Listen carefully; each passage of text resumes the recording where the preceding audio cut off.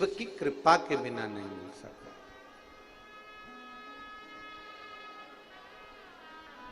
एक भक्त बनने के लिए भगवान शंकर का यदि आपको भक्त बनना है तो उसके लिए भीतर भाव लाना पड़ता है। भीतर भाव लाएंगे तो भक्त बन जाएंगे। अगर हमारे दिल में, हमारे हृदय में भगवान के प्रति भाव ही नहीं है तो भक्त कैसे बने? आवाज नहीं जा रही, बाहर पंडालों में।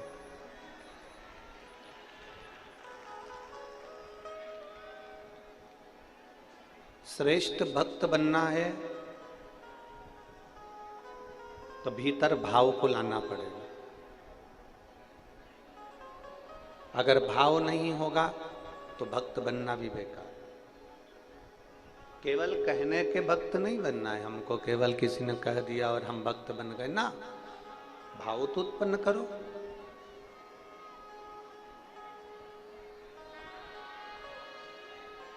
कर रहे हैं।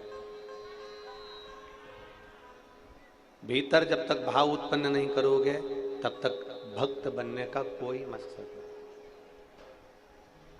अंदर दूसरे के प्रति सेवा का भाव उत्पन्न करिए।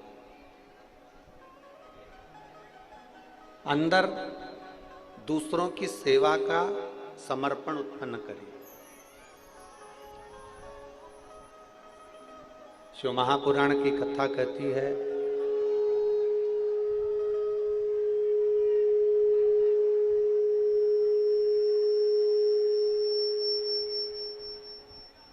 शिव महापुराण की कथा कहती है जब हम भाव उत्पन्न करेंगे तो भक्त बनने का हमको नाटक नहीं करना है, अपने आप भगवान शंकर के भक्त बन जाओगे।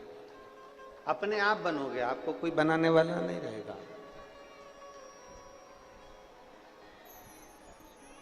माइक चालू करवाओ इधर के साइड के।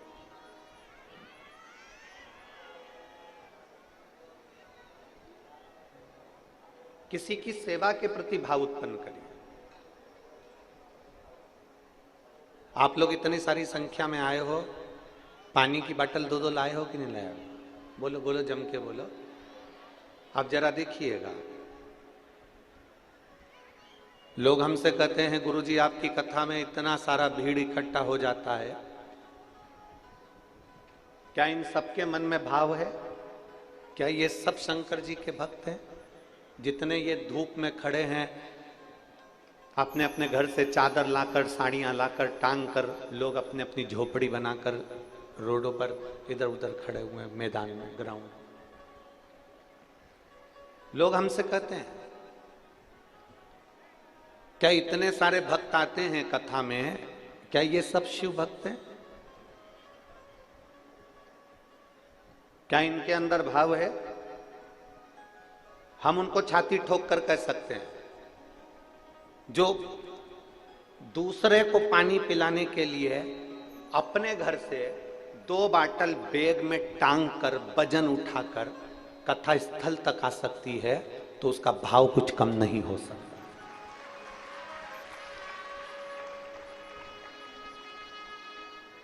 उसका भाव कम नहीं हो सकता। उसके भाव में कोई कमी नहीं हो सकती। उसका भाव कभी गलत नहीं हो सकता। ये मेरी जितनी जीजियां बैठी हैं ना, जितनी माताएं बैठी है, जितने मेरे जीजा बैठे हैं, मेरी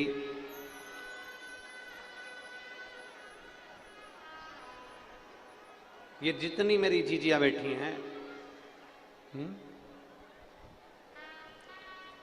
जितनी मेरी जीजियां बैठी है, इनसे कोई कह दे कि तुम 2 बैग उठाकर, 4 बैग उठाकर चलना, 3 बैग उठाकर चलना, या किसी के लिए कुछ लेकर चलना, वहां जाकर देना है, नहीं।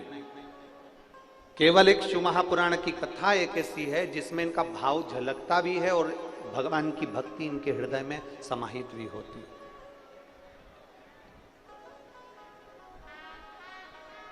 भीतर से भाव उत्पन्न करो और फिर निवेदन करेंगे। शंकर जी के मंदिर में जाओ ना, शिव जी के मंदिर में अगर जाओ या शंकर जी के शिवालय में जाओ या एक लोटा जल समर्पित करने के लिए जाओ, तो वहां जाने से पहले अपने भीतर भाव उत्पन्न करो। कौन सा भाव उत्पन्न करना है? कि मैं अपने घर से जल लेकर जा रही हूँ, मैं अपने घर से पानी लेकर जा रही हूँ, मैं अपने घर से जल लेकर जा रही हूँ और वहाँ मैं भगवान देवादिदेव महादेव को जल समर्पित करूँगी, शिव जी को जल चढ़ाऊंगी, मंदिर में झाड़ू लगाऊंगी, पोछा लगाऊंगी और भगवान देवादिदेव महादेव का श्रृंगार करूंगी। हाँ, यदि मार्ग में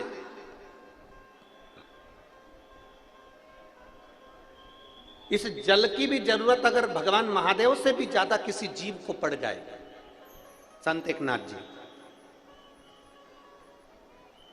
संत तुकाराम जी, जिन्होंने प्रेरणा दी, त्रिवेणी का जल लेकर रामेश्वरम के लिए जाते हैं और बीच मार्ग में एक जीव गर्मी के कारण रोड पर पड़ा हुआ था। संत एकनाथ जी, संत तुकाराम जी उस जल को भगवान उस जीव को पिला देते हैं। साथ वालों ने कहा तुम ये कावड़ लेकर जा रहे हो, साथ वालों ने कहा ये जल लेकर जा रहे हो, तुम्हें त्रिवेणी का जल शंकर भगवान को रामेश्वर में चढ़ाना था और तुम ये बीच में सारा जल तुमने इसको पिला दिया। तो इतने में संत एकनाथ तुकाराम जी महाराज बड़े भाव से कहते हैं कि देखो वो भी महादेव है और ये भी महादेव है, अगर महादेव को यहाँ लेना है तो वो जल को स्वीकार कर।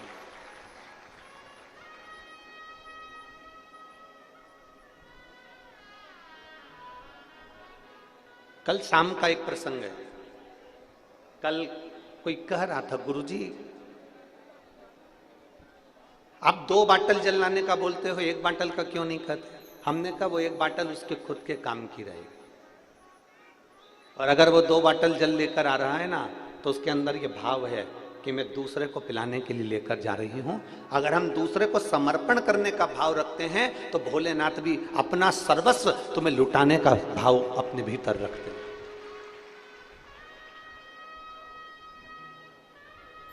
और निर्मल मन सो मोहि, आपका भाव जितना सुंदर होगा, आपकी भक्ति जितनी सुंदर होगी, उस निर्मल भाव से परमात्मा को ढूंढने में देरी नहीं लगी। निंदा से दूर हो जाओ, चुगली से दूर हो जाओ, बेकार कर्म से दूर हो जाओ। एक बड़ा सुंदर संवाद आता है।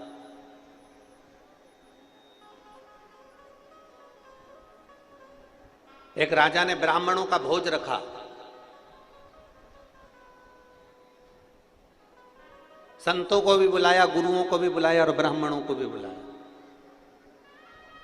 बड़ा भंडारा है।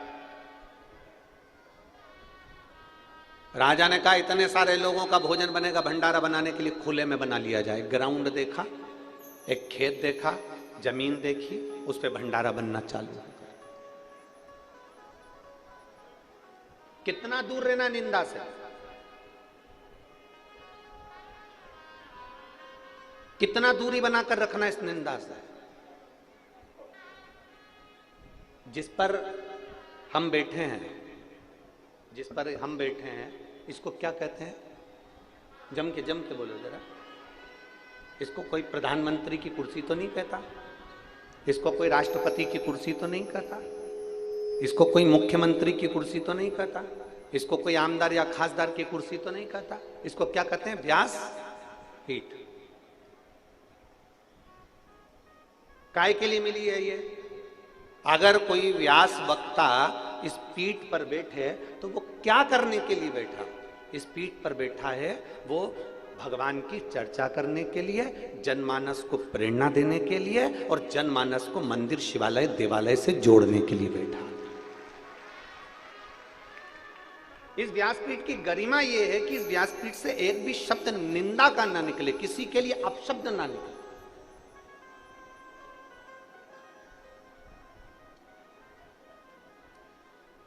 और मेरी परतवाड़ा की जीजियों, आपसे कहना चाहेंगे, निवेदन करना चाहेंगे कि इस व्यासपीठ पर देवादिदेव महादेव की कृपा से जब भी आते हैं तो माता सरस्वती से कहकर आते हैं, माँ ऐसी कृपा करना इस कंठ से कोई ऐसी वाणी ना निकलवाना कि किसी के दिल को चोट पहुंच जाए, किसी के हृदय को चोट पहुंचे, ऐसी वाणी नहीं चाहिए। किसी की निंदा इस व्यासपीठ से ना निकले।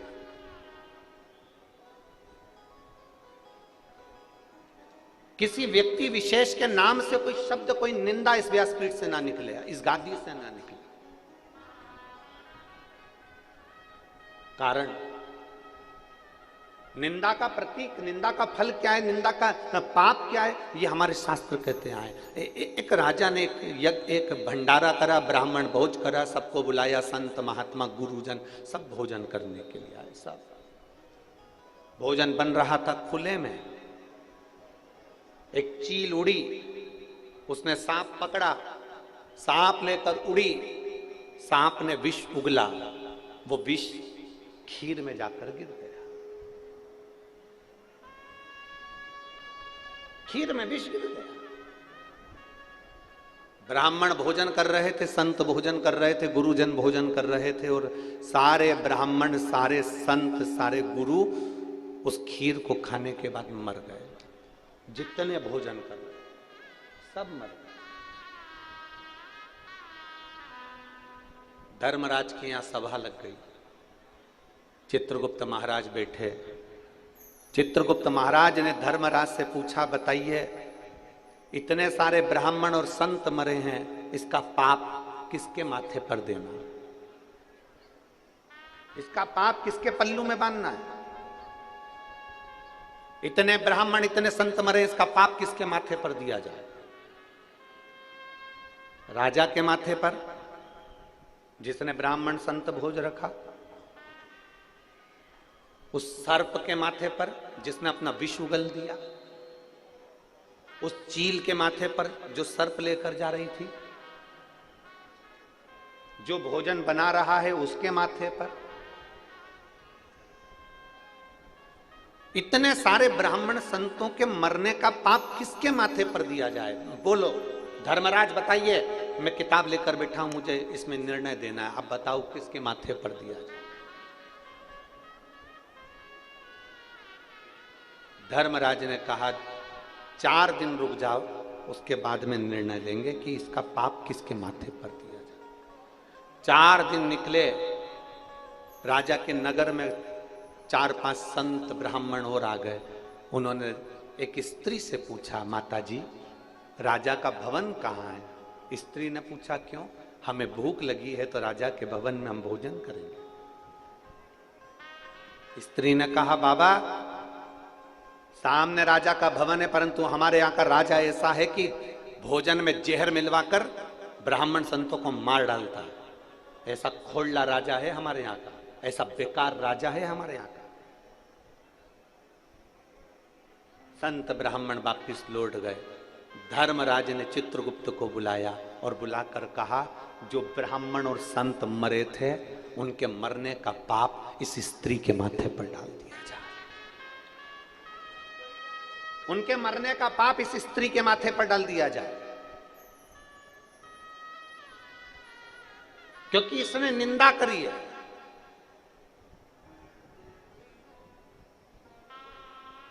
ये निंदा कर रही है। एक छोटी सी निंदा सामने वाले के पाप को हमारे माथे पर चढ़ा देती है।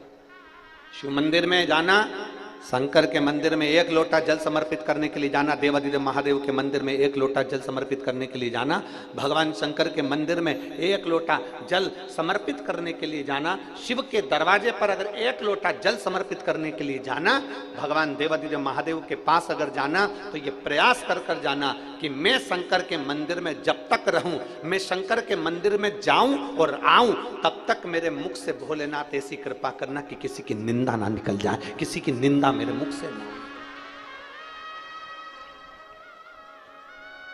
किसी की निंदा ना निकले।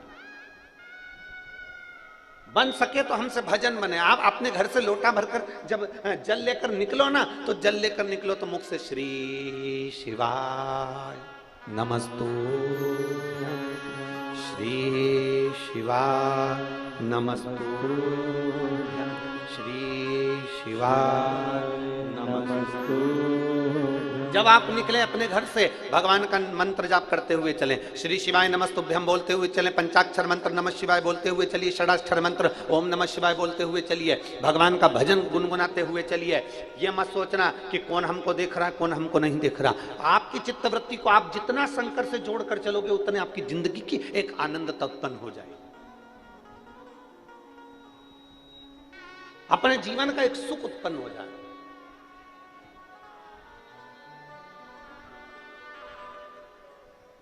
अपने भजन के बल को बढ़ाइए, अपने भाव को बढ़ाइए, अपने भाव।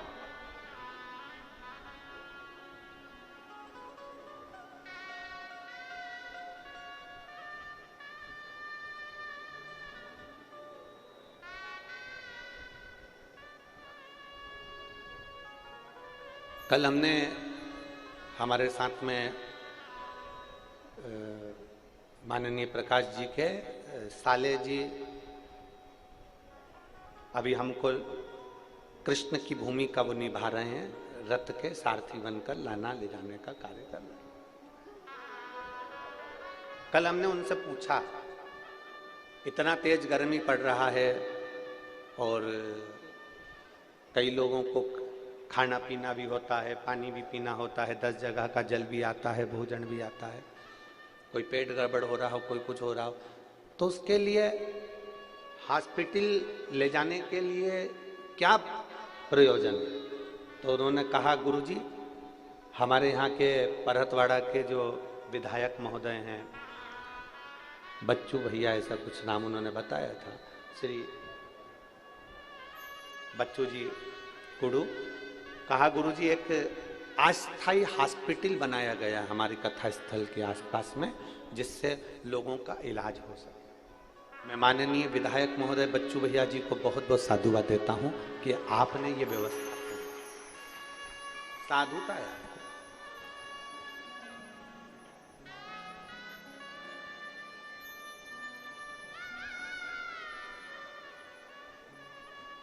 बताया कि कुछ बसें भी चलवाई जिससे निशुल्क लोग जाना आना कर रहे हैं। हम उनको बहुत साधुता देते हैं, बहुत साधुता। एक विधायक होने पर ऐसा निर्मल भाव अगर आपके अंदर शंकर जी के प्रति है तो ये शिव की ही कृपा है और आपके माता पिता की कृपा है। साधुता। अपने भाव को शुद्ध बनाइए।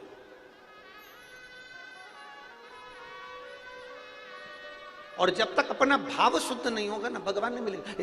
एक बड़ी सुंदर बात आती है, संत बनना सरल है पर सरल बनना कठिन है। मेरी जीजियों, संत कोई भी बन सकता है पर सरल नहीं बन पाता।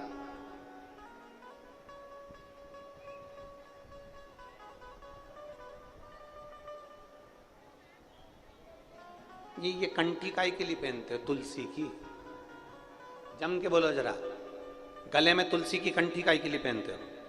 गले में रुद्राक्ष काई के लिए पहनते हो? गुरु जी से मंत्र काई के लिए लेते हो? गुरु दीक्षा काई के लिए लेते हो? बड़े बड़े अवधे पर जाकर बैठ जाए और आपने किसी गुरु से मंत्र लिया है, कंठी पहनी है, गले में अगर तुलसी की माला पहने हो, गले में अगर रुद्राक्ष की माला पहने हो, कंठी का मतलब होता है कि अपने कंठ से किसी की निंदा ना निकले। कंठी का मतलब है अपने कंठ से किसी की बुराई ना निकले। कंठी का मतलब है अपने मुख से किसी के लिए अपशब्द ना निकले। तो समझ लो कि तुम किसी गुरु के चेले हो और तुम्हारा शास्त्र, तुम्हारा वेद, तुम्हारा पुराण तुमको ये बता रहा है कि तुमने उस कंठी को धारण करा है, तुमने अपने कंठ को शुद्ध कर लिया है।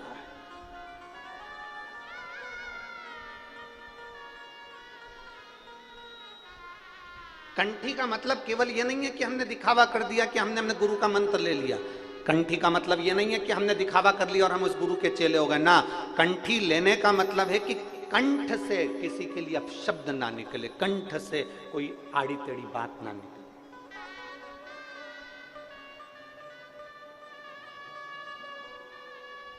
और मत बुरे कर्म कर बंदे वरना पछताएगा,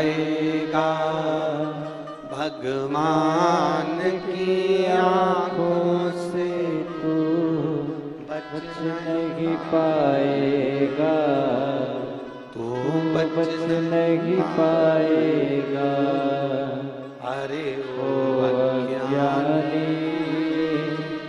मत कर नादानी, तेरे कर्म का फल भी तू ही पाएगा, जैसा किया तूने तेरे आगे आएगा। मत बुरे कर्म कर बंदे वरना पछताएगा, भगवान की आंखों से तू बच नहीं पाएगा, तू बच नहीं पाएगा। ऐसा कर्म क्यों करना? कंठ में कंठी पहने हो और मुख से निंदा कर रहे हो, कंठ में कंठी पहने हो और अपने मुख से आप अपशब्द कह रहे हो, तो ये श्रेष्ठता नहीं बनती। मेरी जीजियों और मेरे जीजाओं, मेरी बेटियों, मेरे बेटाओं, जिंदगी में एक बात याद रखना, जो फसल बोओगे वही तुमको काटना पड़े, वही काट। मंदिर काहे के लिए जाते हो? जम के बोलो जरा जल्दी से।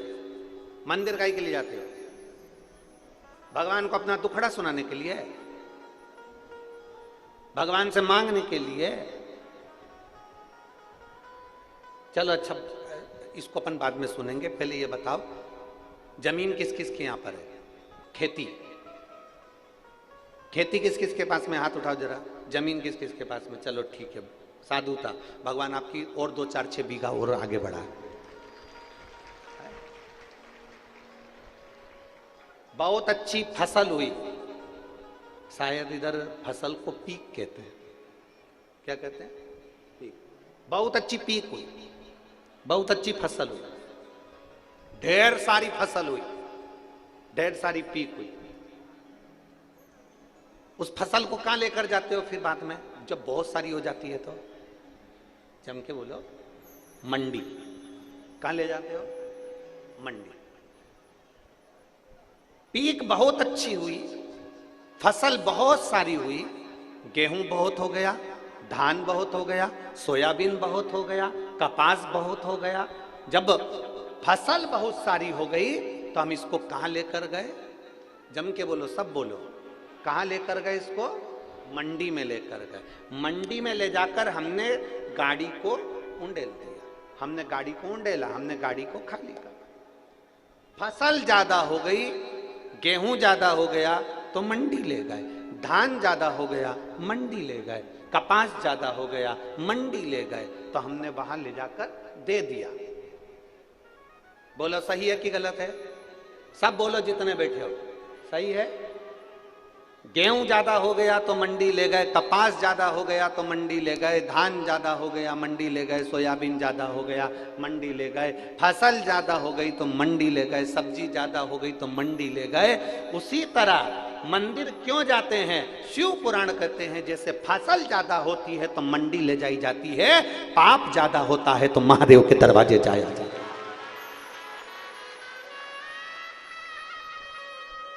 मंडी में जाकर फसल को खाली करा जाता है, और मंदिर में रोज जब हम देवाधिदेव महादेव को लोटा भर के जल चढ़ाने जाते हैं ना, तुमको तो मालूम भी नहीं पड़ता हमारे ऊपर जो जो पाप चढ़ा हुआ होता है वो धीरे धीरे जल चढ़ाते चढ़ाते जब हम महादेव के सामने अपने शीश को झुकाते हैं तो जैसे ट्राली, बैलगाड़ी, जैसे फसल की गाड़ी खाली हो जाती है, जब हम महादेव के आगे शीश झुकाते हैं तो हमारे ऊपर का पाप भी खाली हो जाता है।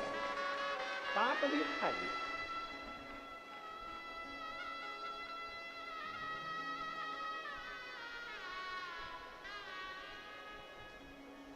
फसल ज्यादा हो गई, हम उसको मंडी ले गए, कपास ज्यादा हो गया मंडी ले गए, सोयाबीन ज्यादा हो गया मंडी ले गए, गेहूं ज्यादा हो गया मंडी ले गए। निवेदन है, जब बहुत, और ऐसा कोई मनुष्य नहीं जो पाप ना करता, सबके मुख से रोज झूठ निकलता, रोज सबके मुख से अपशब्द निकलता। हम कितना भी समझा दे तुमको तो भी तुम मुख से कुछ ना कुछ गाली निकल ही जाएगी, आड़ा टेढ़ा निकल ही जाएगा। हम कितना भी समझा, हम कितना भी बोल दे तुमको, तुम फिर भी कहीं ना कहीं हमारी वाणी से निकल ही जाता। कली काल है ना, कलयुग है ना, हम कितना भी समझा लें तो भी निकल जाएगा। तो क्या करना है हमको? फसल को मंडी लेकर जाओ, तो इस शरीर को कहां लेकर जाना है? मंदिर लेकर जाना। फसल मंडी में जाती है, वहां खाली हो जाती है। ये शरीर जब देव अधिदेव महादेव के उस मंदिर में, उस देवालय में, उस शिवालय में जब जाता है, तो ये पाप भी हमारा खाली हो जाता है। पाप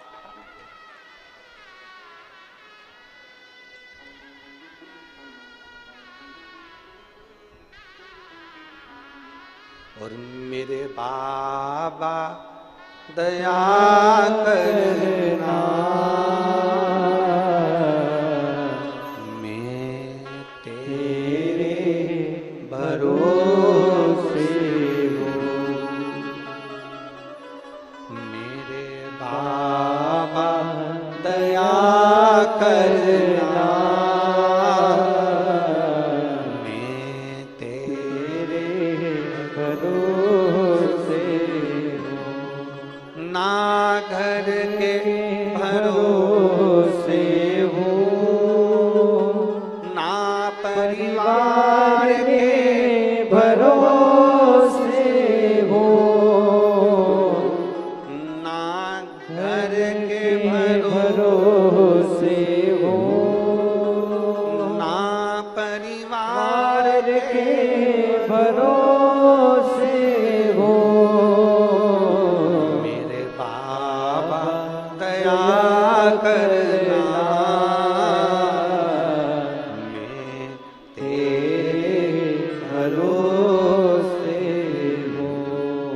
भोले बाबा दया करना, मैं तेरे भरोसे हूँ। हम शिव के भरोसे, हम परमात्मा के भरोसे।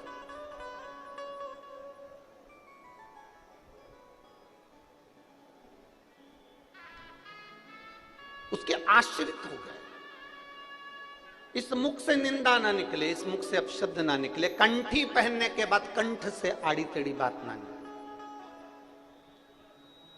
और लिखण वाले तू हो के दयाल लिखना,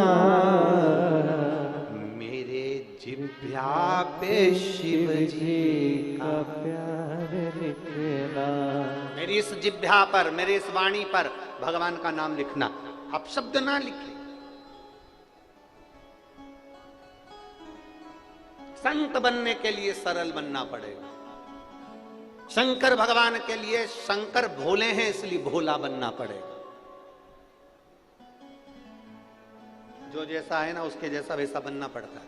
मेरी जीजियां बैठी हैं ना, जब ये बच्चे को भोजन कराती हैं ना, बूढ़े से बूढ़े लोग जब बच्चे के साथ खेलते हैं ना, तो बच्चा बन जाते हैं।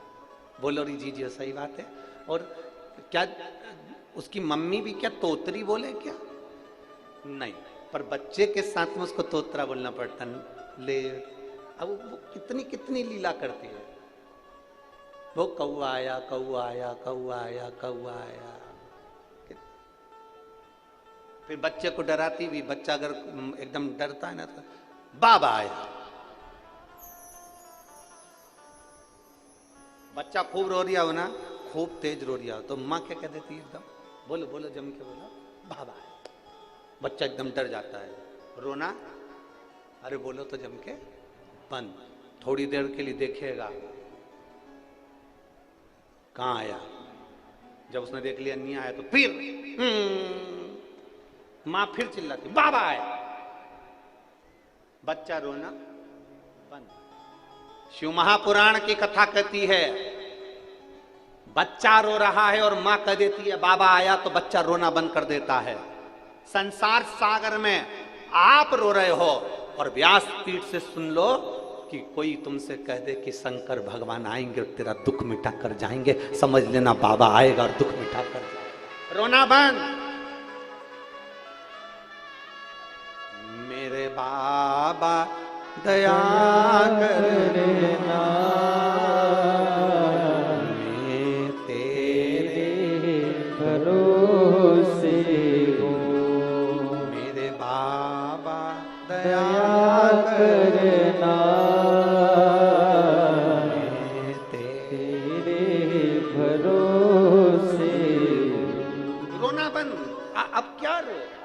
आ गया, बाबा आया, बच्चे ने रोना बंद करा। माँ को बच्चे के साथ बच्चा बनना पड़ता है। माँ को जैसा बूढ़ा व्यक्ति भी है ना, तो बूढ़े के साथ बूढ़ा बनना पड़ता है। माता पिता को बच्चे के अनुकूल चलना पड़ता है, अनुकूल। जैसा वो है उसके अनुकूल रहना पड़ेगा। तो क्या मां बच्ची है? क्या घर का बुजुर्ग बच्चा है? पर बच्चे के साथ बच्चा बनना पड़ता है। उसी तरह मेरे महादेव भोले हैं, मेरे महादेव भोले भाले हैं, इसलिए उनका नाम है भोले शंकर। तो हमको क्या बनना पड़ेगा? महादेव जैसा भोला बनना पड़ेगा। जब आप भोले बन जाएंगे, महादेव आपके साथ हो जाएंगे, फिर आपका दुख महादेव का होगा, आपका दुख महादेव। एक पत्र है,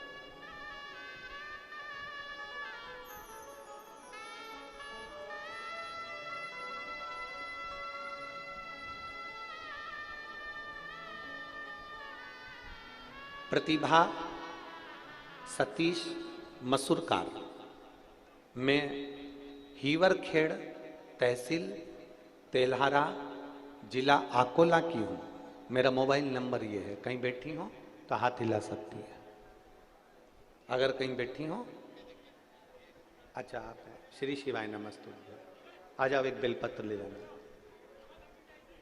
मेरा नाम प्रतिभा सतीश मसूरकार है, मैं हीवरखेड़ तहसील तेल्हारा जिला अकोला की हूँ। मेरा मोबाइल नंबर ये है।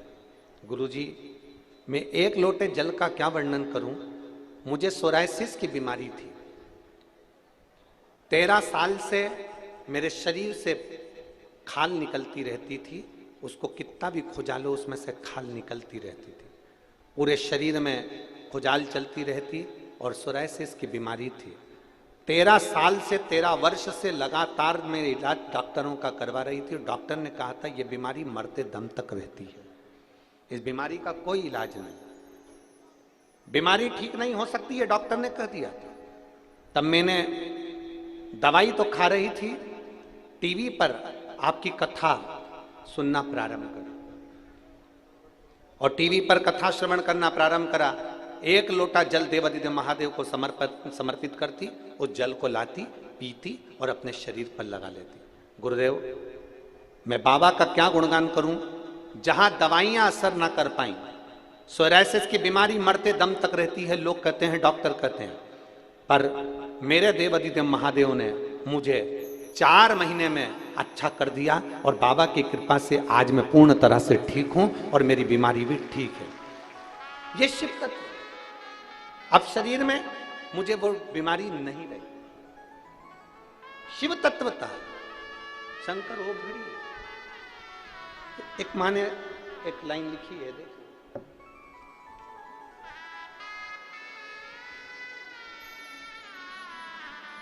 सो दीपिका सचिन राखोड़े, पेंशनपुरा परतवाड़ा की रहने वाली हूं। मेरा मोबाइल नंबर यह, कहीं बैठी है तो हाथ हिला सकती है। अगर कहीं बैठी हो, सो दीपिका सचिन राखोड़े, पेंशनपुरा परतवाड़ा की रहने वाली है। कहीं बैठी हो तो हाथ हिला सकती है। परतवाड़ा की रहने वाली हूं। मेरी लड़की खुशी सचिन राखोड़े 8 महीने की हुई, तब से, जब वो 8 महीने की हुई तब से उसको एक गठान हो गई और गठान डॉक्टर को दिखाया तो डॉक्टर कहते हैं कि इसका ऑपरेशन करना पड़ेगा।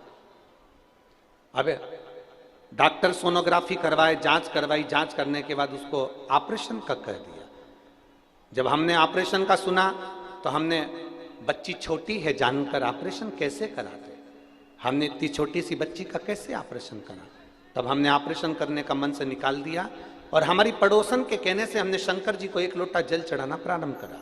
शिव जी को जल चढ़ाते, वो जल लाकर अपनी बेटी को दे देते। बेटी की उम्र छोटी है और उसको ये गठान उसके बगल में हो गई। अब करें क्या?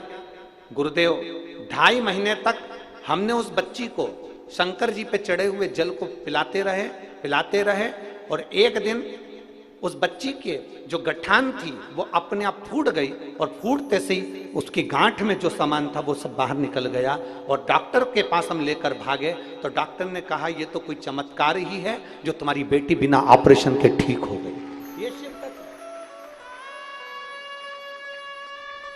सो दीपिका सचिन राठौड़े, पेंशनपुरा परतवाड़ा की रहने वाली हूं। मेरा नाम बर ये है। कहीं बैठी हो तो हाथ हिला सकते। आजा बेटा।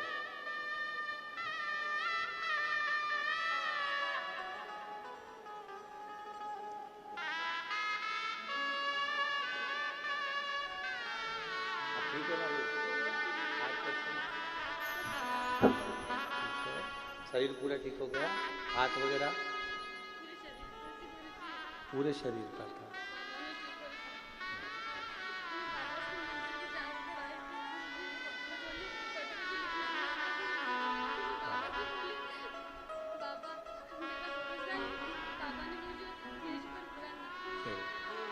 अब ठीक है ना बेटा?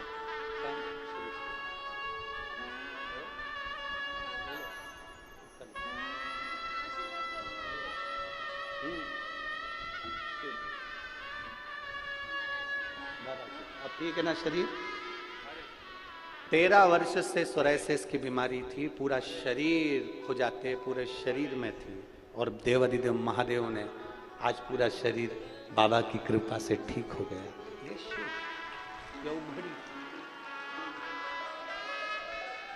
और खाली ना जाता कोई दर से तुम्हारे, खाली न जाता कोई दर से तुम्हारे, मैं भी खड़ी हो नंदी बागे पसारे, अपने हृदय से लगा लगा लो, गिरा जा रहा हो, उठा उठा लो।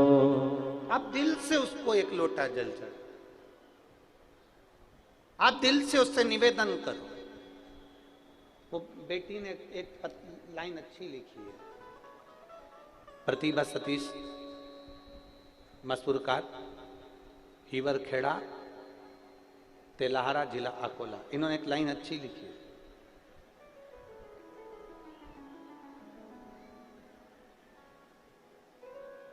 मैं शिव जी के मंदिर में जाकर कहती थी कि बाबा मेरे भरोसे को टूटने मत दे। लाइन अच्छी है, मेरे भरोसे को टूटने मत देना। और यदि भरोसा पक्का है ना, शंकर जी को रामचरितमानस में विश्वास कहा है। तुलसीदास जी कहते हैं शंकर विश्वास रूपिणो, शिव विश्वास। मेरे जीजाओं, मेरी जीजियों, मेरी बेटियों, मेरे बेटाओं, अगर आपका विश्वास पक्का है ना, अगर विश्वास पक्का है तो ये निश्चित है कि मेरा महादेव तुम्हारी झोली भरने में देरी नहीं करेगा। पक्का भरोसा दृढ़ रखना, भरोसे को कम मत होने दो। और जो कहते हैं भगवान हमारी नहीं सुनता, उनसे निवेदन करूंगा किसी कथा के पंडाल में बैठकर, जब कुबेरेश्वर धाम से मेरा कुबेर भंडारी कथा वाचने के लिए आया हो, मेरा कुबेरेश्वर धाम से कुबेर भंडारी जब कथा वाचने के लिए आए, उस पंडाल में 7 दिन 5 दिन बैठकर विनती कर कर देखना, अगले पंडाल में तू खुद पत्र लेकर पहुंचेगी कि मेरे बाबा ने मुझे ये दिया।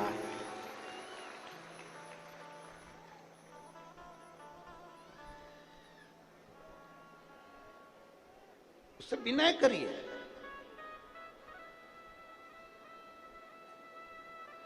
अपने भीतर हम बहुत सारे वो जैसे कचरे की गाड़ी होती है, तो कचरे की गाड़ी में अगर कचरा भरा रहे तो कचरा सड़ता है, उससे गाड़ी भी जम के बोलो सड़ती है। अनाज की गाड़ी में अनाज भरा रहे तो अनाज सड़ जाता, अनाज सड़ा तो नीचे से गाड़ी सड़ जाती। आपने जो अपने अंदर भर कर रखा है वो हमारे शरीर को सड़ा रहा है। आपने कपट भर के रखा है तो वो कपट हमारे शरीर को सड़ा रहा है। हाँ, आपने गंदे विचार भर कर रखे हैं तो गंदे विचार हमको सड़ा रहा है। अहंकार भर के रखा है तो अहंकार हमको सड़ा रहा है। अपने भीतर जो हमने भरा है, इसलिए कचरे की गाड़ी को खाली करना जरूरी है, अनाज की गाड़ी को खाली करना जरूरी है, बर्तन में पानी भरा है तो उसको खाली करना जरूरी है, वरना जंग लग जाएगी। प्लास्टिक की बाल्टी होगी तो बाल्टी चिकनी हो जाएगी, पानी भरा रहेगा तो उसमें कई जम जाएगी। इसलिए कपड़ा पानी में पड़ा रहेगा तो वो पानी में कपड़ा भी बेकार हो जाएगा। शास्त्र कहता है खाली करना जरूरी है। डब्बे में भरा है खाली करो, बाल्टी में भरा है खाली करो, कचरा भरा है खाली करो, अनाज भरा है खाली करो, कुएं में पानी भरा है कुएं को भी खाली करना जरूरी है। अगर कुआं खाली नहीं होगा तो पानी बदबू मारने लगेगा, कुएं को भी खाली करना जरूरी है। उसी तरह कुएं को खाली करना जरूरी है, तालाब को खाली करना जरूरी है, अनाज की गाड़ी को खाली करना जरूरी है, कचरे की गाड़ी को खाली करना जरूरी है। तो ये एक बात याद रखना, अपने दिल को भी महादेव के सामने कहकर खाली करना जरूरी है। खाली करो।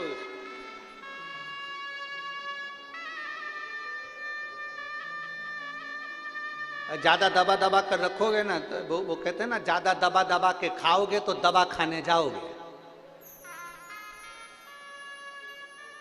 अरे बोलो तो जम के एक बार फिर से बोलो, दबा दबा कर खाओगे दवा खाने जाओगे। इसलिए शास्त्र कहता है 2 हिस्सा खाओ, 1 हिस्सा पानी के लिए रखो और 1 हिस्सा थोड़ी सांस लेने के लिए रख ले दम। परंतु व्यक्ति सोचता है बिस्कुट आ रहा है आन दो, पानी आ रहा है आन दो, कोल्ड ड्रिंक आ रहा है आन दो, कुरकुरे आ रहे आन दो, वेपर्स आ रहे आन दो, सब ले लेके रख लिया और पूरी कथा में कथा तो कम सुनी और दिन भर बैठी बैठी बैठी बैठी बैठी बैठी बैठी। अब इतना खा लिया कि अब लोटा, अब इतना खाया तो फिर अब विचार कर रही कहां से निकलूं,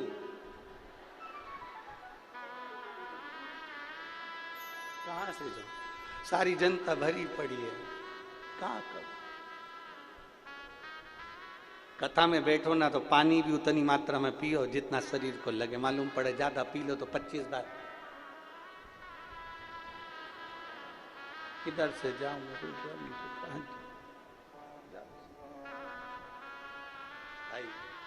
जो दवा दवा कर खाता है वही दवा खाने जाता है।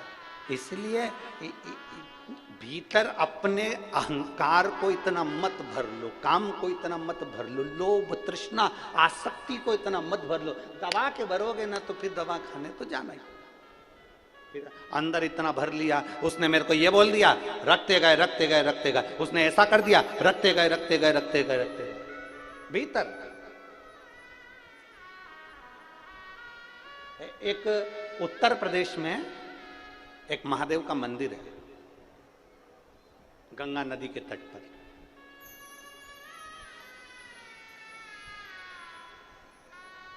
हमीरपुरा उत्तर प्रदेश में पड़ता है, गंगा नदी के तट पर। हडिम्बेश्वर महादेव, आप सब उसका नाम बोलेंगे, हडिम्बेश्वर। हिडिंबा जो थी वो भीम की धर्मपत्नी थी, उसी के नाम से ये मंदिर है, हडिम्बेश्वर महादेव।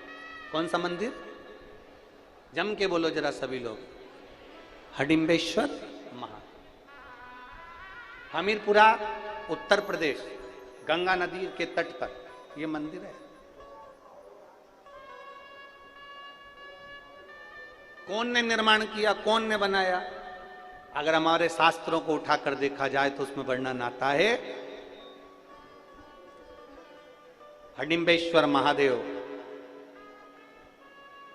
जब पांडव वन में विचरण कर रहे थे और भीम पहरा दे रहे थे, हडिम्ब की बहन हिडिंबा उसने देख लिया भीम को देखा, पेड़ पर चढ़ के बैठ गई हिडिंबा,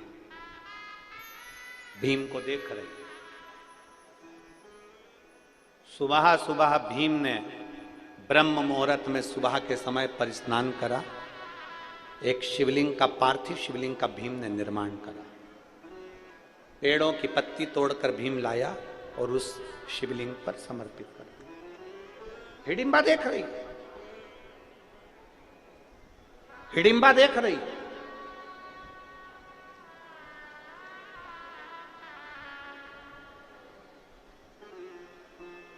हमीरपुरा उत्तर प्रदेश में हडिम्बेश्वर महादेव गंगा नदी के तट पर, जो उत्तर प्रदेश के रहवासी हैं वो दर्शन करते होंगे वहां।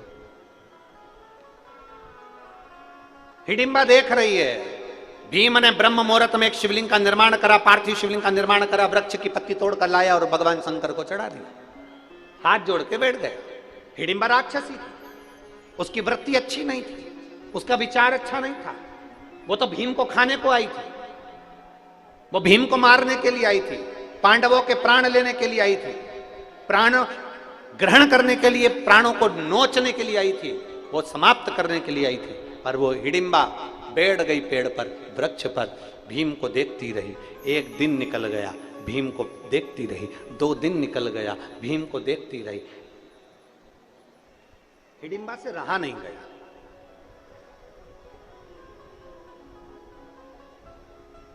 हिडिंबा से रहा नहीं गया। तब हिडिंबा एक सुंदर स्त्री का रूप रखकर एक मुनि के पास में पहुंच गई। हिडिंबा एक सुंदर स्त्री का रूप रखकर, एक अभी तक राक्षसी विग्रह था उसका, अभी तक राक्षसी शरीर था उसका। जैसे श्रीमद् भागवत में कथा आती है पूतना की, राक्षसी थी, पर भगवान को दूध पिलाने के लिए जब जाती है तो बड़ी सुंदर गोपी का रूप रख कर जाती है, बड़ी सुंदर बनकर जाती है पूतना, बड़ी सुंदर स्तनपान कराने के लिए जाती है। उसका नाम था पूतना, जो घर में पूत ना रहने दे, उसका नाम पूतना था। बड़ी सुंदर, अति रमणीय बनकर पूतना चली जाती है भगवान कृष्ण के सम्मुख में। यशोदा जी ने पूछा तुम कौन हो? पूतना कहती है मैं ब्रज की गोपी हूं। क्यों आई हो? जब लाला का जन्म हुआ तो बधाई लेने नहीं आई थी, इसलिए आज बधाई लेने के लिए आई। अच्छा, हाँ। शंकर भगवान आए थे, यशोदा जी ने लाला को शिव जी की गोद में नहीं दिया था। पूतना सुंदर रूप रखकर आई तो लाला को गोदी में दे दिया। यशोदा जी ने कहा बहन तू इसको संभाल, मैं तेरे लिए बधाई लेकर आती। भगवान कृष्ण ने सुन लिया था कि इसने मुझे पूतना को बहन बोला है, तो मेरी मैया यशोदा की ये बहन है तो मेरी मासी है। अब भगवान कृष्ण को क्या मालूम था कि ये मासी नहीं, गले की फांसी है। उनको क्या मालूम था?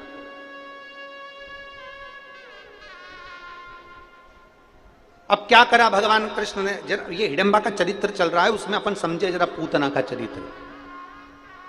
पूतना ने क्या करा? भगवान कृष्ण को दूध पिलाना प्रारंभ करा, क्योंकि विष स्तनों में विष लगाकर लेकर आई थी। दूध पिलाना प्रारंभ करा, और भगवान भी बड़े चतुर,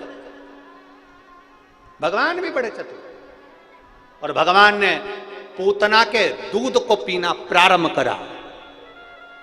पूतना जब तक दूध दे रही थी, स्तनपान करा रही थी, तब तक भगवान ने पिया, और दूध के बाद में जब पूतना ने विष देना चालू करा, तब भगवान ने पूतना के प्राणों को हर लिया। अब भागवत में एक संवाद बड़ा विचित्र आता है कि भगवान ने पूतना का स्तनपान क्यों किया? मैया यशोदा का स्तनपान करना था, फिर पूतना का क्यों करा? भगवान कृष्ण ने पूतना के दूध को क्यों पिया, स्तनपान क्यों करा? श्रीमद् भागवत में श्रीमद् वल्लभाचार्य जी सुबोधनी के अंदर वर्णन करते हैं कि ये पूतना सारे ब्रज के बच्चों को स्तनपान कराती कराती आ रही थी। ये पूतना सारे ब्रज के बच्चों को स्तनपान कराती कराती आ रही थी। बच्चों के प्राण स्तनपान करने से छूट रहे थे, मर रहे थे। तो जितने बच्चों के प्राण छूटते थे वो मुख से छूटते थे दूध पीते पीते। तो प्राण पूतना के स्तन में भर चुके थे। सारे ब्रजवासियों के बच्चों के प्राण पूतना के स्तन में भरे हुए थे। तब भगवान कृष्ण ने विचार करा, इसके स्तन में सारे ब्रज के बच्चों के प्राण भरे हैं, दूध पीऊंगा तो इन सभी प्राणों को मैं निकाल कर अपने उदर में रख लूंगा, क्योंकि ये ब्रजवासी के प्राण हैं और ब्रजवासी मुझे प्राणों से प्रिय हैं। भगवान कृष्ण ने पूतना के दूध को पीना प्रारंभ करा और पीते पीते सारे प्राण निकाल कर अपने पेट में रख लिए, उदर में रख लिए। अब उदर में वो प्राण रह गए, छोटे छोटे ब्रजवासी के बच्चों के प्राण भगवान के पेट में रह गए। समय आया, भगवान धेनु चराने के लिए जाते, उससे पहले भगवान जब बाल्यावस्था में थे तो भगवान ने मिट्टी को उठाकर खा लिया। बोलो, कथा सुनी कि नहीं सुनी सबने? जम के तो बोलो जरा, सुनी है ना? भगवान ने क्या करा? अपने चरण की रज को उठाकर खाया। अपने पांव की मिट्टी को भगवान कृष्ण खा रहे हैं, अपने चरण की रज को भगवान खा रहे हैं। अब दुनिया के लोगों ने कुछ भी बोला हो कि चरण की रज क्यों खाई, माता को ब्रह्मांड का दर्शन कराना था, पृथ्वी का दर्शन कराना था, पूरे विश्व का दर्शन कराना था, पर भगवान कृष्ण से कोई पूछे कि तुमने ब्रज की रज अपने मुख में क्यों खाई, तब भगवान कृष्ण का वाक्य रहेगा, जिन ब्रजवासियों के प्राण पूतना ने हरे थे, उनके प्राण मैंने स्तन में से निकाल कर अपने पेट में रखे थे। ये बाहर के ब्रजवासियों का उद्धार तो मेरे चरण की रस से हो जाएगा, पर जो अंदर ब्रजवासी पड़े हुए हैं इनका उद्धार कैसे होगा? तब भगवान ने अपनी चरण की रज खुद खा ली और अंदर बैठे हुए जीवों का कल्याण कर दिया। अपने चरण की रज स्वयं पार,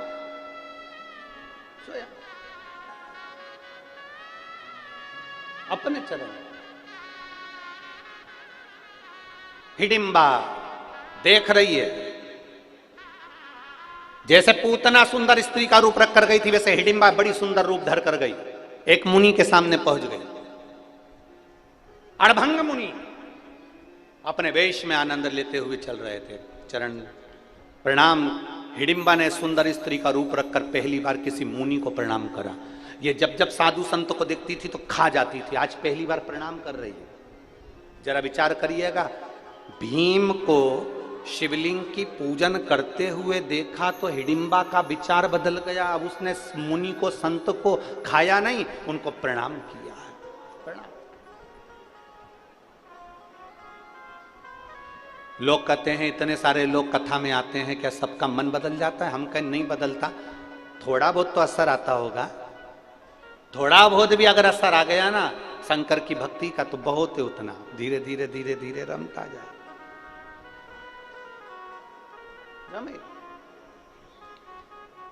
और महाराज अभी तक हिडिंबा ने मुनि को, संत को, साधु को, सन्यासी को पकड़कर खाया था। आज पहली बार मुनिवर के हाथ में हाथ जोड़ रही है हिडिंबा, और हिडिंबा ने हाथ जोड़े, मुनिवर प्रणाम किया,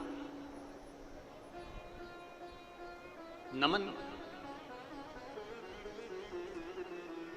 मुनिवर से पूछा, मुनिवर मेरे को आपसे पूछना है, मैंने देखा है मिट्टी का कोई एक ऐसा पिंडी जैसा बनाता है और उसकी पूजन करता है, उसका विधान क्या है? हिडिंबा को मुनि ने कहा, ये पिंडी नहीं, ये शिवलिंग है, और जो शिवलिंग की आराधना करता है, 7 वृक्ष की पत्ती को लाकर महादेव के ऊपर समर्पित करता है, उस भूलवश भी एक बेलपत्र अगर महादेव को चढ़ जाती है, मुनिवर ने कहा उसकी मनोकामना पूरी हो जाती है। हिडिंबा ने कहा जो मांगेंगे वो मिल जाएगा, मिल जाएगा। मैं जिस पुरुष को देखी हूं, क्या वो मेरा पति बन जाएगा? बन जाएगा। तुम मांग कर देखो। राक्षसी ने केवल पूजन करते हुए देखा तो उसने मन में विचार कर, राक्षसी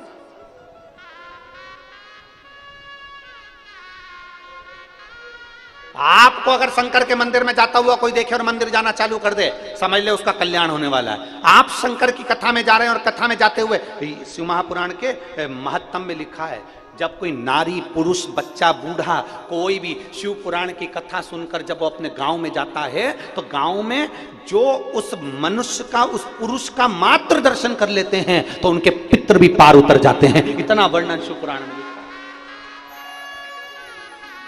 शिव महापुराण में लिखा है, श्री शिवाय, जम के बोलो जरा, श्री शिवाय नमस्तुभ्यम। बोलने वाले के मुख का मात्र दर्शन कर ले, तो 71 पीढ़ी में करे हुए सारे पाप छिन्न हो जाते हैं और जीव तीर्थों के दर्शन का फल पा लेता है। उसका मुख का दर्शन, उसके केवल मुखाग्रविंद का दर्शन। अब इतने सारे आप लोग हो, श्री शिवाय नमस्तुभ्यम बोल कर जाते हो, लोग आपका दर्शन करते होंगे, मुख देखते होंगे, आपका चेहरा देखते होंगे, आपका स्वरूप देखते होंगे, कितनों का कल्याण कर देते हो, कितनों का। महाराज धीरे थोड़ा थोड़ा बोलना भी चालू कर दिया और सुनना।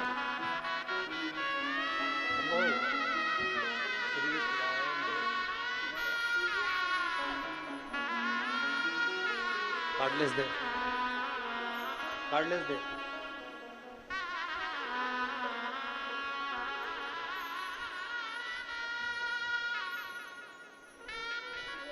श्री शिवाय।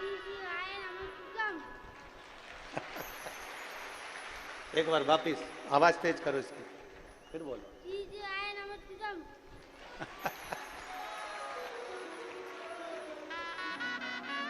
बम्बू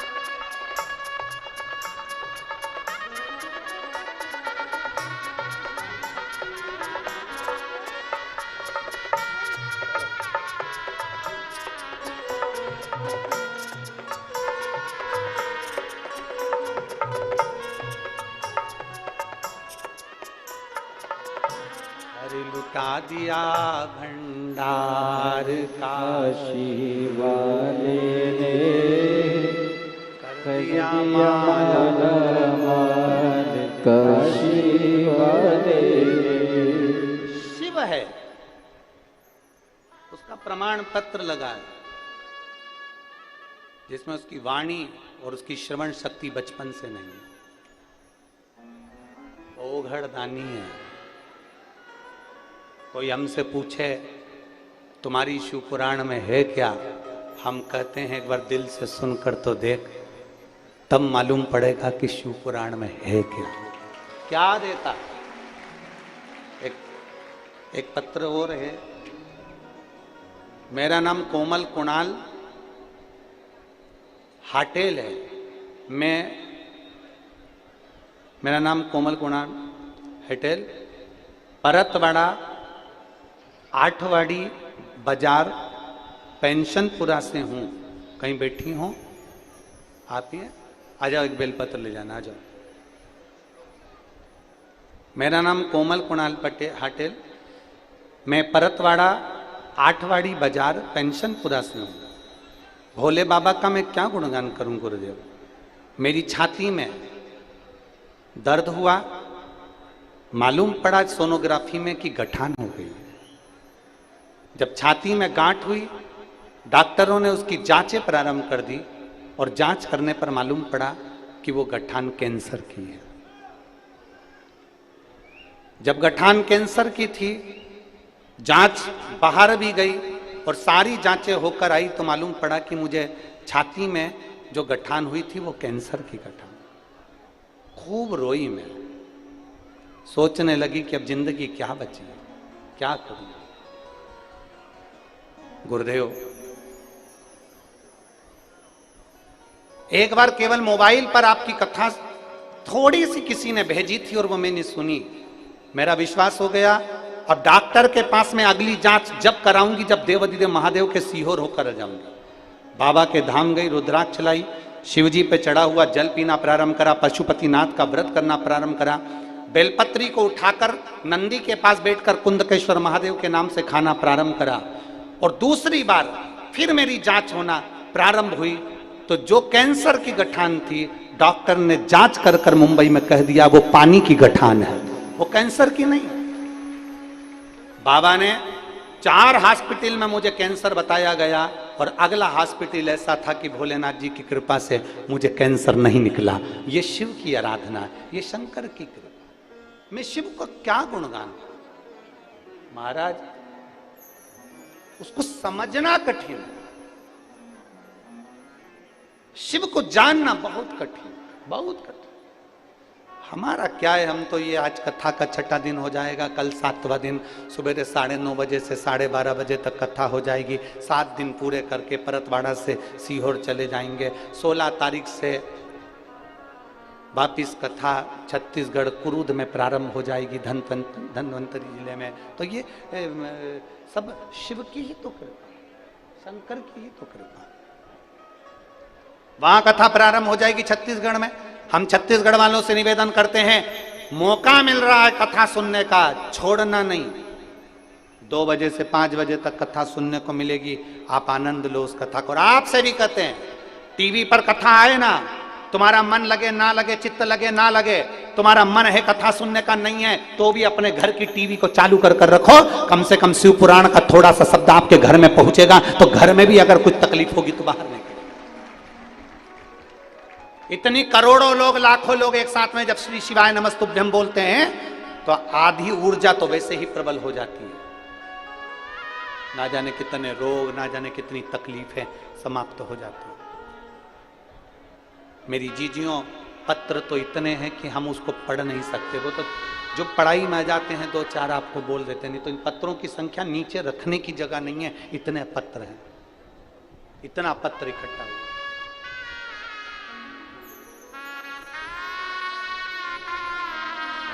मेरे बाबा तेरी नौकरी सबसे बढ़िया है, सबसे करीब हो। मेरे बाबा तेरी नौकरी सबसे बढ़िया है, सबसे करीब। जब से तेरा गुलाम हो गया, तब से मेरा भी नाम हो गया। जब से तेरा गुलाम हो गया, तब से मेरा भी नाम हो गया। वरना बात क्या थी मेरी, वरना बात क्या थी मेरी। सबसे बढ़िया है, सबसे खरी हो। भोले बाबा तेरी नौकरी सबसे बढ़िया है, सबसे खरी। तेरे दरवाजे की चाकरी सबसे बढ़िया है, सबसे खरी। मेरी किस्मत का जब गुल खिला, तब जाकर के ये दर मिला। मेरी किस्मत का जब गुल खिला, तब जाकर के ये दर मिला। अब तो हो गई है रहमत तेरी, अब तो हो गई है रहमत तेरी। सबसे बढ़िया है, सबसे खरी हो। भोले बाबा तेरी नौकरी सबसे बढ़िया है, सबसे खरी। उसको भजो दिल से, दिल से। हिडिंबा ने मुनि से पूछा, जो हिडिंबा राक्षस प्रवृत्ति की थी वो पूछ रही, असुर प्रवृत्ति की थी जो हिडिंबा वो पूछ रही है, क्या भोलेनाथ जी से मांगो तो मिल जाता है? हाँ। हिडिंबा ने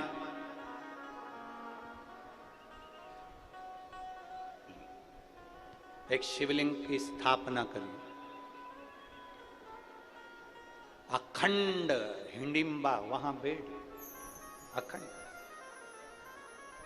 उठती नहीं है, जाती नहीं है, कहीं नहीं, कहीं नहीं जाती है, केवल भजन में लीन। हिडिंबा ने एक नियम बड़ा प्रबल बनाया, बेलपत्र को तो हिडिंबा पहचानती नहीं थी, आसुरी प्रवृत्ति की थी, राक्षस प्रवृत्ति की थी, बेलपत्र को नहीं जानती।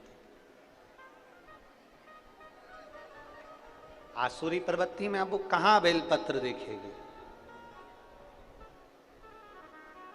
हमने पहले भी कथा में कहा, यदि आप शिव पुराण की कथा में पहुंचे हो, मंदिर तक पहुंचे हो, तो कहीं ना कहीं शिव की कृपा है।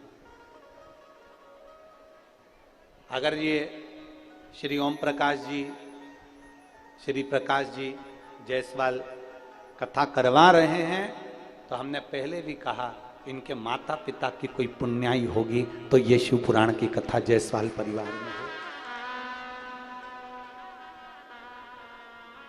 सुनने वाले की भी पुण्याई है, कथा करवाने वाले की भी पुण्याई है, और कथा बाचने वाले की भी पुण्याई है।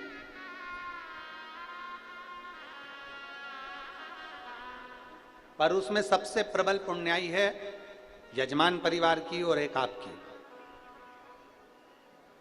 सबसे बड़ी पुण्याई जो ये कथा आपने करवाई और आप श्रवण कर रहे हो, और ये बाबा कुबेर भंडारी इस कथा को बाच रहा। ओ बाबा, पुण्याई है। भरतवाड़ा वालों जरा विचार करिएगा, बैसाख महीने में तुम लोग इतना दान करते क्या? बोलो, जम के बोलो। इतना पानी पिलाया तुमने, इतना लोगों को चाय पिलाई, वो सामने एक बड़ा स्टॉल लगा है जय झूलेलाल समिति, मैं उनको भी धन्यवाद देता हूँ। लगातार प्रतिदिन कुछ ना कुछ प्रसाद में, कभी चना, कभी कुछ, पूरे टाइम, ऐसा नहीं कि खत्म हो जाए। उन्हें हलवाई में ही रख रखा है, बनाते जा रहा है, लगाते जा रहा है। हम रास्ते से जाते हैं, बीच में जगह जगह पर कोई ने शरबत का स्टॉल लगा रखा है, कोई ने पानी का स्टॉल लगा रखा है। और ऐसे कई भगत हैं जिनका तो नाम हमको आता भी नहीं, हम तो बस गाड़ी से निकलते हैं तो देख लेते हैं, तो ध्यान में आ जाता है तो बोल देते हैं। ऐसे बहुत भगत है। आप में कई माताएं ऐसी हैं, ऐसा एल्युमिनियम का इतना बड़ा डब्बा, उसमें भर के लिया पोहा, उपमा, खिचड़ी, और अपने पास में लेके बैठ गई। जो आसपास की माता है उनको धीरे धीरे कथा भी सुनती जा रही और निकाल निकाल के देती जा रही। धन्य मेरी परतवाड़ा की जीजियों, मैं आपको नमन करता हूं, प्रणाम करता हूं।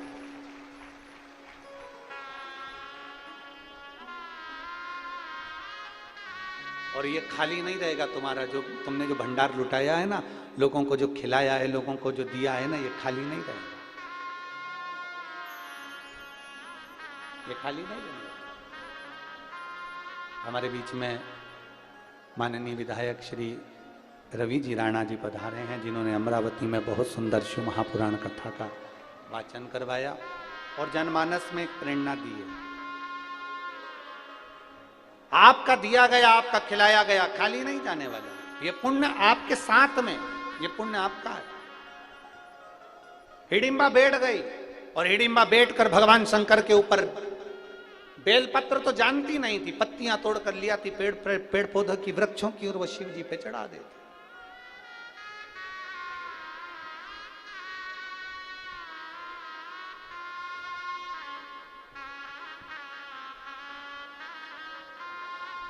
और हिडिंबा लगी भगवान शंकर की आराधना करने, हिडिंबा भगवान शिव की आराधना में डूबने लगी। मंत्र नहीं जानती है हिडिंबा, शिव जी के मंत्र जाप को नहीं जानती है हिडिंबा, शंकर जी के मंत्र को नहीं जानती है हिडिंबा, बस पत्तियां तोड़ती है, शंकर जी को चढ़ा देती है और बैठी है। केवल पत्ती को तोड़ने के लिए, पत्तियों को लेने के लिए जाती है, उसके सिवाय वो कहीं नहीं जाती, शंकर जी के सामने बैठी रहती है। अब जिस मुनि ने उसको बोला था कि जो मांगोगे मिलेगा, वो विश्वास पक्का था हिडिंबा का कि जो मांगोगे मिलेगा। जैसे आपका विश्वास पक्का है, आपका भरोसा पक्का है। आप कथा पर विश्वास करते हो ना कि मैंने सुना है शंकर सुनता है, एक लोटा जल चढ़ाएंगे वो सुनेगा, बेलपत्र चढ़ाएंगे सुनेगा, बेलपत्र खाएंगे रोग मुक्त होगा, तकलीफ मेरी मिट जाएगी। ये आपने सुना है, आप सुनते हो तो विश्वास जागृत होता है, विश्वास जागृत होता है तो शिव सुनता है, करता है।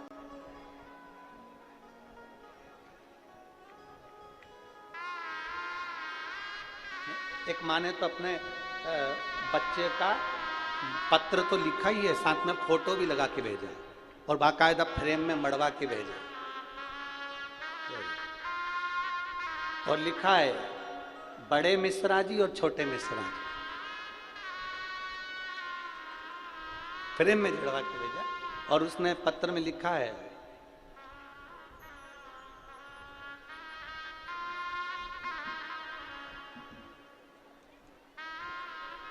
मेरे 4 बच्चे, चारों बच्चों की शादी मैंने एक ही मंडप में करी है, तो लोग कहते थे तेरे यहां औलाद नहीं होगी, तेरी बच्चियों के घर संतान नहीं होगी, और वास्तवता थी कि बच्ची के घर में औलाद नहीं हो रही थी।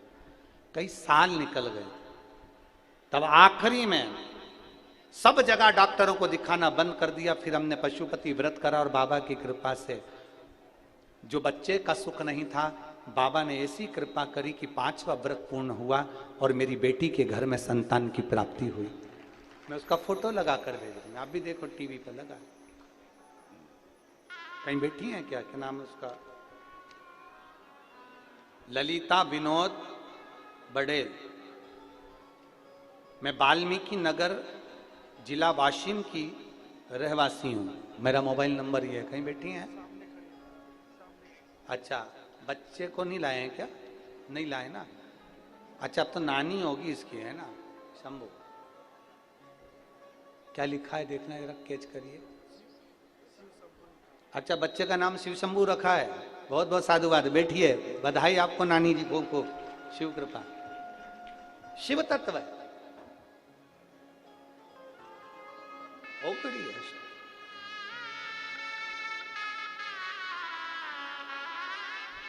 आप करो दिल से आराधना, आप करो दिल से पूजन, वो सुनेगा, वो महादेव है।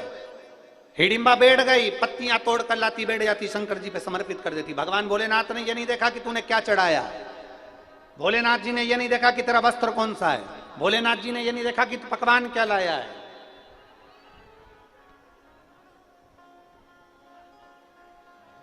भगवान को कितने भोग लगते हैं? अरे जम के तो बोलो। लोग लिखते हैं 56 भोग लगते हैं। कितने भोग लगते हैं? महादेव को नहीं, मेरे ठाकुर जी को, मेरे राम जी को, मेरे नारायण को, मेरे गणेश जी को, सबको कितने भोग लगते हैं? 56। शिव महापुराण की कथा में बाबा देवादिदेव महादेव माता पार्वती जी को बड़ा सुंदर एक उपदेश दे रहा है। देवादिदेव महादेव माता पार्वती जी को उपदेश दे रहा है। उस उपदेश में माता पार्वती जी से कहते हैं, पार्वती सुन, जैसे देवताओं को भोग लगते हैं ढेर सारे, उसी तरह मनुष्य को भी भोग भोगना पड़ते हैं ढेर सारे। इस मानव शरीर को भी भोग भोगना पड़ते हैं। कई दुख जिंदगी में आते जाते हैं, आते जाते हैं, भोगना। परंतु शंकर जी कहते हैं, पार्वती, उन भोग भोगने में भी जो मुझे याद रख लेता है, मैं उसके दुख को समाप्त करता हूं, उसके दुख को।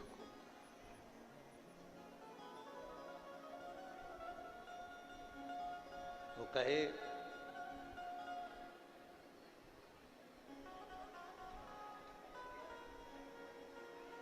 अरे मेरा ये भरोसा कहीं टूट न जाए।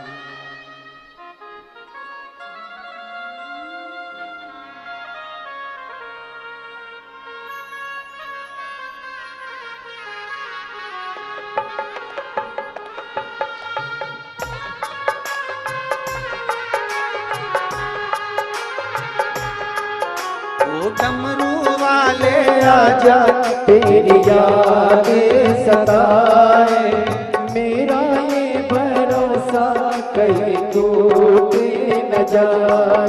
ओ डमरू वाले आजा तेरी याद सताए, मेरा ये भरोसा कहीं टूट न जाए। छुपा कहा भोले बाबा, ओ डमरू वाले आजा तेरी यादें सताए, मेरा ये भरोसा कहीं टूट न जाए। ओ डमरू वाले आजा तेरी यादें सताए, मेरा ये भरोसा कहीं टूट न जाए।